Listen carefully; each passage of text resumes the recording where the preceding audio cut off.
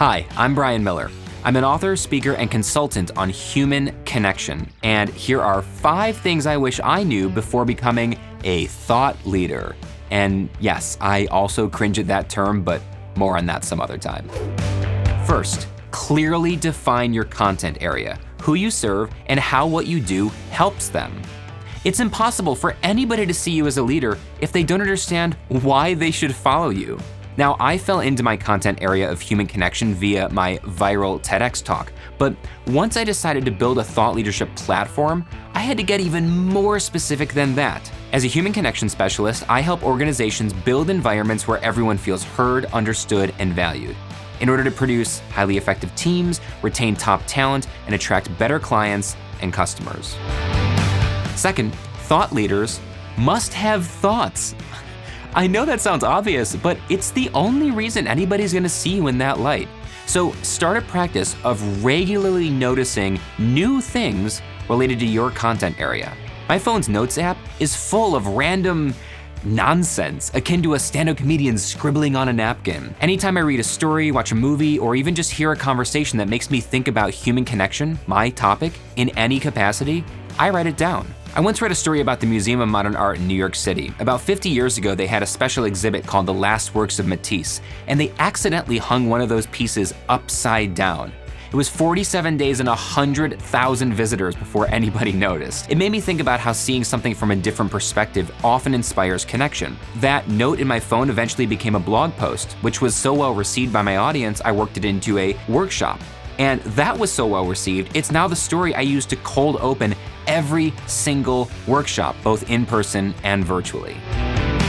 Third, write those things down, not privately, but publicly. Start a weekly blog or a YouTube channel or a podcast or a LinkedIn series where you openly and passionately discuss ideas related to your content area. The reason the Matisse story turned into something wasn't because I put a note in my phone, it's because I publicly released it on my blog. By shipping our work and allowing the world to react to it, we gain valuable insight and connect with an audience of people who want to go on the same journey as us.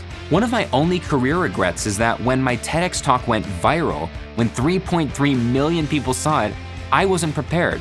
I wasn't thinking about going into thought leadership, so I didn't have a blog or a YouTube channel or even an active LinkedIn account.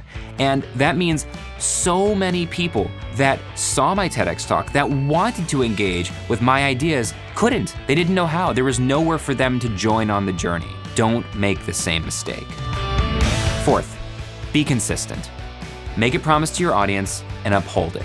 If you write a weekly blog, it should come out every week, period. If you post a quote of the day on LinkedIn or Instagram, it should come out every day, period. I'll simply quote my hero and mentor Seth Godin here. Saturday Night Live doesn't go live because they're ready. It goes live because it's Saturday night. Make a promise, fulfill that promise, rinse and repeat.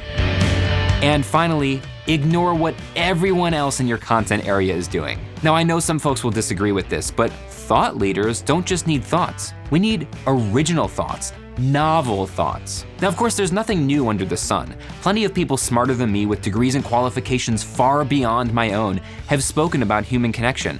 But my clients, my audience, they don't come to me for degrees or qualifications. They come to me for a unique perspective built on my experiences and how I can relate those experiences, those lessons, to them to help them in their lives. I was once speaking at an international invitation-only conference for oncologists in Barcelona. The conference theme was patient experience, which is what I was doing there as a human connection specialist. Now, there were 3 keynote speakers, 2 world-class oncologists with groundbreaking research in the field, and me. After I kicked off the entire conference, the second keynoter took the stage with his doctoral degrees and 50 years experience in the field, and he said to the audience, "Now, how am I supposed to follow that?" It's not in spite of my outsider's perspective that my programs are the top rated at every conference or series. It's because of my outsider's perspective.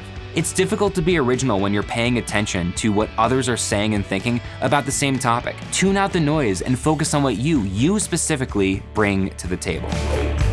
I hope this was helpful and I wish you well on your thought leadership journey. Connect with me on LinkedIn and send me a message anytime with questions. I love to chat with new people. It's kind of my thing. And if you want to join, nay, lead the human connection revolution, go ahead and sign up at humanconnection.blog for my weekly newsletter and all kinds of great resources. That being said, my name is Brian Miller. Thanks so much for sticking with me, and always remember, our world is a shared experience. Every interaction is meaningful, and every person you meet, even virtually, is important. And we'll see you soon.